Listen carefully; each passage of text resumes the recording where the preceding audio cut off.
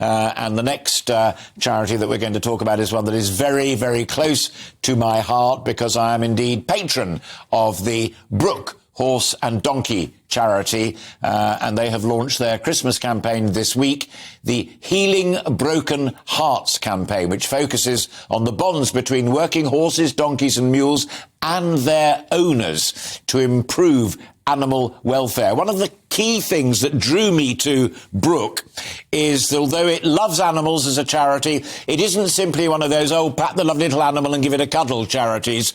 It recognises the relationship between human beings and working animals, and it's up to us to keep those animals as content and fit as possible so that they can look after us even better. I mean, it really is treating those creatures with the respect they deserve, but as an asset as well. You're absolutely right, Alastair, and you're a better advocate for Brooke than I perhaps could ever be. But I think one of the things that you touch on is the relationship between animals and people is the critical point. And if we can get owners of working horses, donkeys and mules, wherever they are in the world, to understand the needs of their animals, those animals are ultimately going to have a much better life.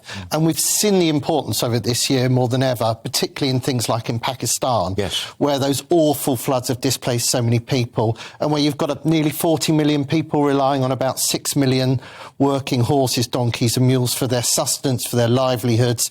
And actually, it's our job to help not only look after them in the circumstances they find themselves in, but building that bond so that they have a much brighter future.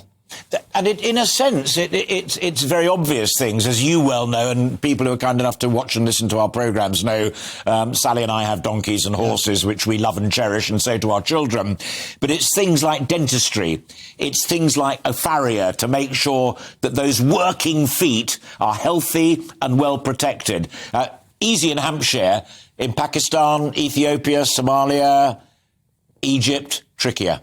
Oh, you're absolutely right. I mean, one of the most distressing things that we see on the ground in those countries is the lameness in animals, primarily because they don't have proper shoes. You know, they are in extreme discomfort, and that affects not only their welfare, but it affects their ability to help their owners drive income, to fetch water, often from miles away in villages, to take goods to market. And one of our big initiatives has been training farriers in the developing world. And we opened the first farrier school in West Africa. It's become an enormous success, and we want to replicate that everywhere else, because it's some of those things are the unseen things that people don't think about. I was terribly proud when I saw in West Africa as well with you the animal shelter, so that when humanity takes its produce, we were talking to a farmer a little earlier, and you go to market, and of course you've got a flask of water and you keep yourself in the shade when you can.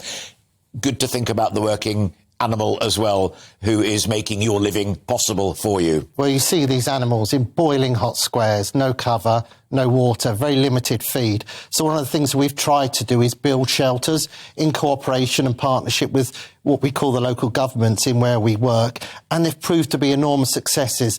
And in a town that I visited in Senegal, the driving force behind it was the local mayor. He had seen the absolute value in this and was promoting it with us, and it was making a discernible difference to the animals, but also their owners, who suddenly had fitter animals, who were able to work longer, who had a much better welfare and would be an asset to them for a much longer period of time. So it's those sort of partnerships which are really making the difference.